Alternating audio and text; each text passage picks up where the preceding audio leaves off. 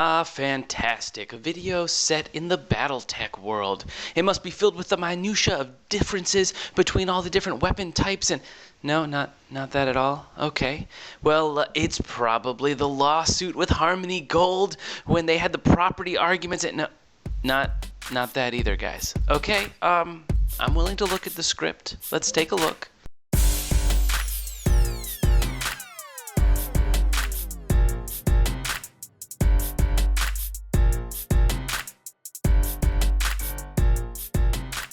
Hello web friends and welcome to Whatever Happened to Mechwarrior, the role-playing game.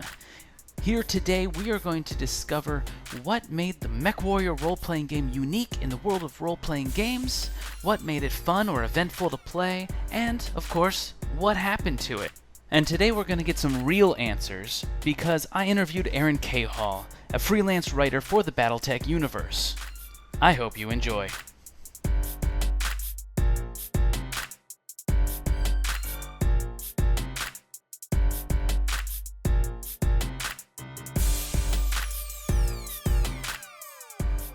I think it's the tie-in with how broad the Battletech world is. So Battletech on its own is a great tabletop game. There's lots of competitors for it. Like name a competitor for it for me. Warhammer. There we go. Sure. Okay, so Warhammer. If I played the role-playing game of Warhammer, I can almost guarantee I'm making a new character for every skirmish because of just a massive amount of death. But you could survive your battle mech blowing up. If your ejection seat works, and you don't get shot in the head by a gauze rifle. Sure. So that the game's unique in first of all in how much it's beloved. This is a property that survived a lot of turmoil. Sure. And 30 years in, I mean, there are not that many games started in 1984. You can watch the rest of the episodes in this series and see that, a game that lasts 30 years has to have something going for it. It has to have something that people love. And, there's a little something for everyone, I think, in this property. If you just want big zombie robots and you just want to play right now, you can do that. There's a version that's played on the classic hex maps, Mm-hmm. There's a version now that works on the tabletop with inches, more modern kind of war game. A game like A Time of War, I mean, just in this one book, there's plenty of role-playing possibilities. So, any game that lasts that long has to have flexibility. And I think that's really what the Battletech and Mechwarrior properties have is flexibility. They really can be whatever you want. Fantastic.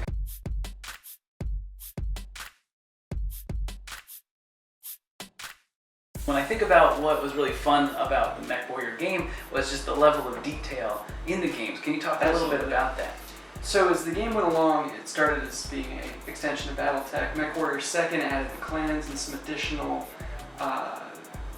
options for characters to play. Mechwarrior 3, really with that life path system, tried to build out, birth to eventually death, depending what you rolled, an arc for the character. So you would go in and have some history in this character, rather than in some games you roll up the guy and he's born yesterday. Sure. With the 4th edition of the game, A Time of War, the rule system was rebuilt from the ground up, and it's really focused on being able to play anything and anyone. Of course, many of these are still combat-related, conflict-related. It's an RPG. Absolutely. You don't usually play the innkeeper. Yeah, the conflict of the drama is the whole bit. Sure. So it's a complex universe, and as the Mechwarrior RPG game has gone along, it's been reflected in the complexity of the characters, the rule sets. To navigate this universe, it's there's a lot of detail you can add beyond I like mechs, or I want to be a tank driver, or I like aerospace.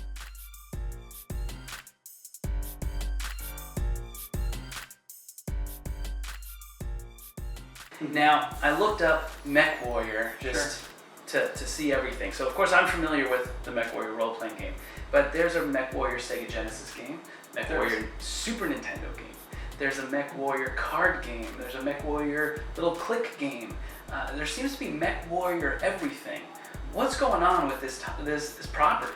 So you've got a lot of different spin-offs, but I think the core Battletech experience is still, the tabletop experience is still what it was in 1984, and despite all the additions, there's still, it's the same universe. There haven't been any reboots, there haven't been any retcons, they haven't done, other than the clans, anything, really out of left field, like Aliens or anything too far. It's essentially been the same universe evolving in increments. Yeah, it seems that different games will have it go forward a certain number of centuries or back. I think the sweet spot for me was 3025. Many people but then there was earlier and later and much later that the 3025ers got a little freaked out by. So what time is so we have the BattleTech. Now Mechwarrior's wrapped up in the whole BattleTech. Right, it's been folded back in. Okay. So what time frame, or does it allow any time frame? It's set up for any time frame. One of the things that Catalyst has been really aggressive about is making anything playable over the course of, at this point, something on the order of 600 years, from all the way back to the 2400s, all the way up to the 3100s. So you've got about 650 years of history. Are you confused yet? Let me break it down for you.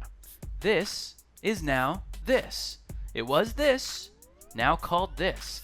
The reason this is now called this is because this, and this are all called this, and this. So now this is this, and that is that.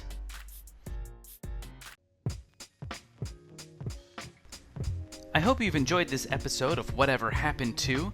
Please hit that like button so I can tell. For more content, please subscribe by clicking the Pyromaniac Little Girl. Or, if you'd like to see the last video in the series, click the Keep Calm and Override Shutdown. And remember, play like the dice are trying to kill you, because they are.